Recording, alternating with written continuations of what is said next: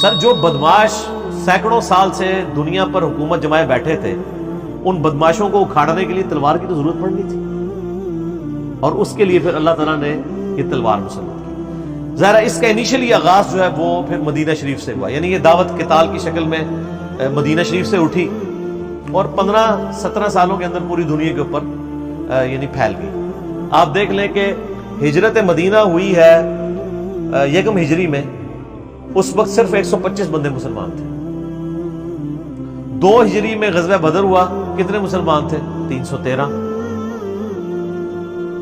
3 ہجری میں غزوہ احد ہوا، کتنے مسلمان تھے؟ 1000۔ ان میں سے بھی 300 وہ منافقین ہی تھے، 700 مسلمان تھے۔ پھر 5 ہجری کے اندر غزوہ خندق ہوئی، 6 ہجری کے اندر صلح حدیبیہ ہوئی، 7 ہجری میں غزوہ خیبر ہوئی، 8 ہجری میں فتح مکہ ہو گئی، اور 8 ہجری میں غزوہ حنین ہوئی ہے مشرکین عرب کے خلاف آخری فیصلہ کن جنگ، اور 9 ہجری میں غزوہ تبوک ہوئی، جو یعنی رومن امپائر کو نظر آ گیا تھا کہ یہ تو نئی امپائر کھڑی ہو رہی ہے، تو کیسر روم نے جو عرب کی سرزمین تھی تبوک، اس کے پاس بارڈر پہ آ کے 1.5 لاکھ کی فوج یعنی کھڑی کر دی اور کہا کہ ہم تو یہ نئی جو سپر پاور بن اس کو دبائیں۔ تو یہ پہلا اور آخری موقع تھا جب اللہ تعالیٰ کے محبوب صلی اللہ علیہ وآلہ وسلم نے یہ اناؤنسمنٹ کی کہ اب جو شخص قتال میں نہیں جائے گا وہ منافق تصور کیا جائے۔ اس سے پہلے یہ شرط نہیں تھی۔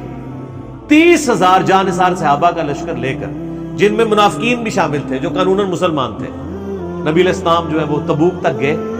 اور سر اس زمانے کے اندر آپ اندازہ کریں 700 کلومیٹر کا سفر ریگستانی سخت گرمیوں میں، جب کئی کے لوگوں کے پاؤں میں جوتیاں بھی نہیں تھی، کئی پیدل تھے، بہت کم لوگ سواریوں پر تھے، اور ان پر ایسا روب ڈلا کہ کیسر روم نبی علیہ السلام کے پہنچنے سے پہلے ہی بارڈر چھوڑ کے بھاگ گیا۔ پہلے وہ للکار رہا تھا، حالانکہ 1.5 لاکھ اور 30,000 کا کوئی مقابلہ تھا۔ 1.5 لاکھ لیٹسٹ اسلحے کے ساتھ لیس آرمی، اور 30,000 جن کے پاؤں میں جوتیاں بھی نہیں ہیں، لیکن اس کو نظر آیا کہ نہیں بھائی یہ ایک غیبی مدد ہے، ورنہ میں آپ کو یہ غزوہ تبوک ہی جنگ یرموک ثابت ہو جانی تھی۔ اور پوری دنیا پہ داغ بیٹھ گئی کہ یار رومن امپائر، یعنی آپ دیکھیں کہ بھوٹان فوج لے کے آئے اور امریکہ اپنی فوج پسپا کر لے تو دنیا میں کیسے کھلبلی مچ جائے گی۔ انہوں نے کہا یار یہ لوگ فوج لے کے بھاگ گئے۔ نبی علیہ السلام 40 دن تک وہاں رہے، ارد گرد کے قبائل کے ساتھ آپ نے باقاعدہ معاہدے کیے کہ یا تو نیوٹرل رہو گے یا ہمارا ساتھ دو گے۔ ساروں نے کہا جناب تھوڑی تو طاقت ہی نہیں کسی دی، رومن امپائر ناس گئی ہے۔ تو کچھ آپ کے ساتھ مل گئے، کچھ نے کہا ہم جنگ ہوئی تو ہم نہ ان کا ساتھ دیں گے نہ آپ کا۔ پھر نبی علیہ السلام تو دنیا سے تشریف لے گئے اس غزوہ تبوک کے 1.5 سال کے بعد۔ پھر حضرت بکر صدیق کے زمانے کے اندر جو ہے وہ کسریٰ کے خلاف قتال شروع ہوا۔ ظاہر ہے ان پر بھی حجت تمام ہونی تھی، ان کو بھی خطوط لکھے ہوئے تھے، یا تو جزیہ دو یا مطیع ہو جاؤ یا جنگ کے لیے تیار ہو جاؤ، جو سورہ توبہ میں آئے۔ انہوں نے سوچا ہی نہیں تھا، انہوں نے کہا یہ عرب کے بدو یہ تو لوٹ مار کرنے آتے ہیں اور بھاگ کے راتوں رات چلے جاتے ہیں۔ انہوں نے کہا نا، اب ہم لوٹ مار کرنے نہیں آئے ہیں، ہم بھیجے گئے ہیں۔ تو وہ تو ان کو سیریس لے ہی نہیں تھے رہے۔ اچھا یہ جو کسریٰ کے لوگ تھے نا پرشین امپائر کے، یہ یعنی بڑے ٹف ماحول کے عادی تھے۔ عرب کے ٹکر کے اگر کوئی لوگ تھے نا تو وہ کسریٰ کے لوگ تھے، کیونکہ وہ بھی اس ٹف ماحول کے عادی تھے جس طرح عرب کے لوگ عادی تھے، یعنی کتنے عرصے تک ریگستانوں میں سفر کرنا اور سارا وہ گرمی کو برداشت کرنا۔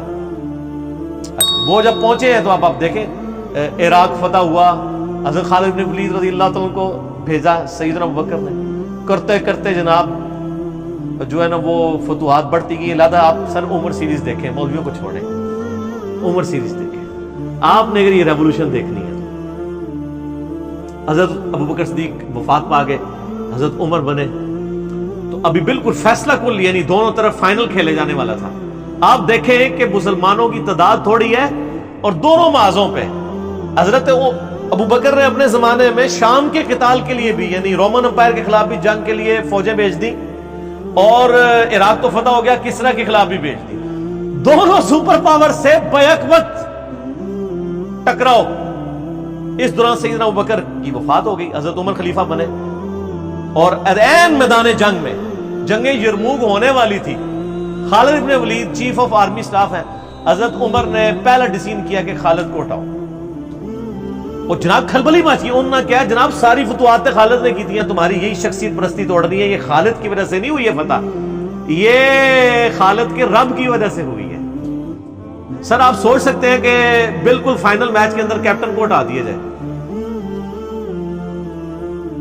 یہ حضرت عمر کا کانفیڈنس تھا. ابو عبیدہ ابن جراح کو بھیجا یرموک کے لیے, اور 4 دن تک جنگ جاری رہی. اللہ تعالیٰ نے مسلمانوں کو فتح دی. اور جو کیسر تھا رومن امپائر کا جو ہیڈ, جو صدیوں سے وہاں بیٹھا ہوا تھا شام کے اندر, بیت المقدس کو انہوں نے مین سٹی چھوڑ کے چلا گیا, وہاں سے دوبارہ نہیں آ سکا. اور دوسری طرف اس کے فوراً بعد اسی سال میں, جس سال یہ یعنی یرموک ہوئی ہے نا, یہ 17 ہجری کے اندر, اسی سال جنگیں جو ہے وہ قادسیہ بھی لڑی گئی. اب ظاہر مسلمان کے پاس فوج تھوڑی تھی.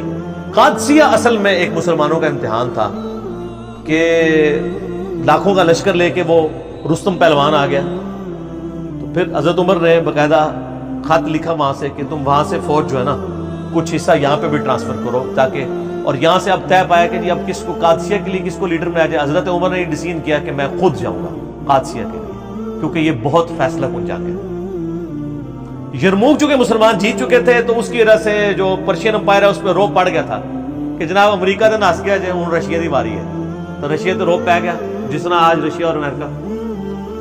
سیدنا عمر نے کہا میں خود جاؤں گا. حضرت علی نے کہا کہ نہیں, نہ آپ نے نہیں جانا. سر یہ نام پتہ نہیں کہاں کہاں ہے.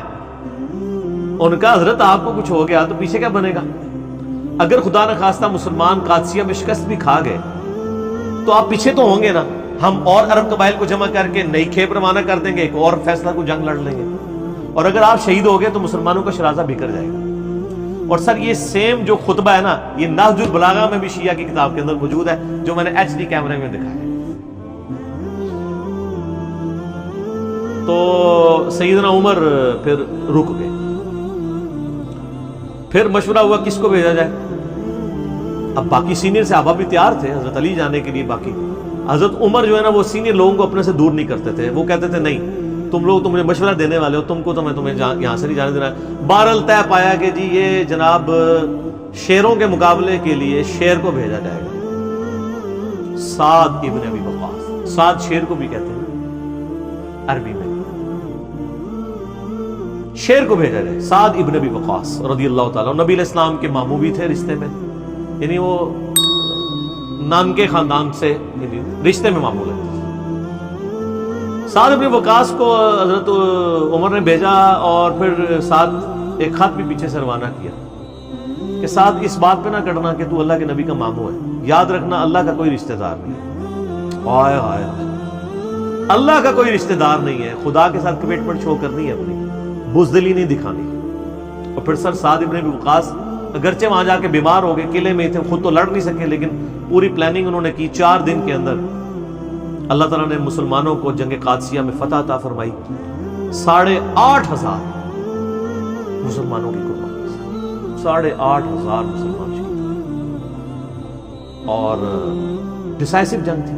آج ہمیں ان 8,500 بندوں کے نام تو نہیں پتا, لیکن اللہ کے حضور تو وہ امر ہے جنتوں میں.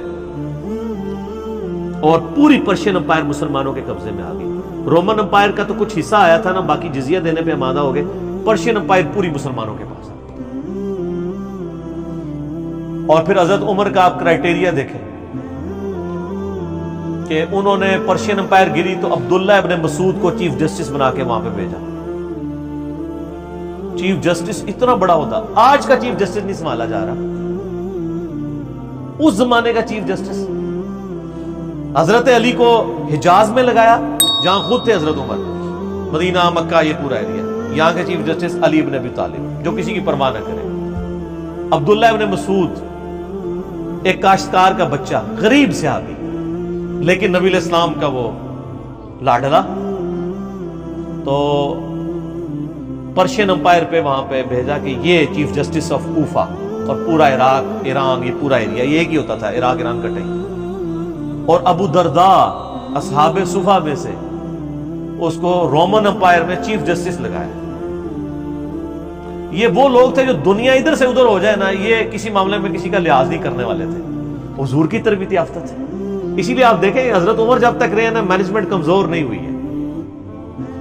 حضرت عمر والی کوالٹیز اگر حضرت عمر کے بعد کسی شخص میں تھی تو وہ حضرت علی میں تھی. اسی لیے کافر بھی کہتے ہیں کہ حضرت عمر کے بعد اگر حضرت عثمان کی جگہ حضرت علی کو خلیفہ چن لیا جاتا تو حضرت ایک عمر ثانی مل جاتا مسلمانوں کو. اور